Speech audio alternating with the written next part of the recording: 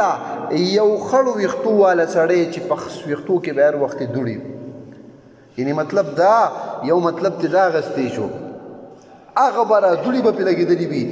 یعنی خپل ویښتو هم نشي وینځلی دومره وسوسه را نشته مدفوع بالابواب چې د چا دروازې ته ودرېږي نو هر سړی ورته وي زه مړه خپل کار کوه وی لو اقسم علی الله که چېرته په الله باندې قسم وخوري لا ابره نو الله رب العالمین به یې قسم کې رښتینی کړي یو صحابي د هغه په خپلوانو کې چا بل غاښ مات کړ والسن بالسن والاذن بالاذن نو هغه چاله غاښ مات کړی نو نبی علیه الصلاة والسلام وایي چې د ده به غاښ مات هغه صحابي خوا کې ناست وي زما دې په الله قسم یې زه به غاښ نه ماتېږي بدله به ترې نه اخیستلی کېږي دا خبره یې وکړه او هسې هغه ورثه د هغه نه راضي کېدل خو چې ته دا قسم وخوړو هغه ورثه ولا الله اړه کې ولې نرمي واچوله راضي کړل نبي علیه السلام مسکی شو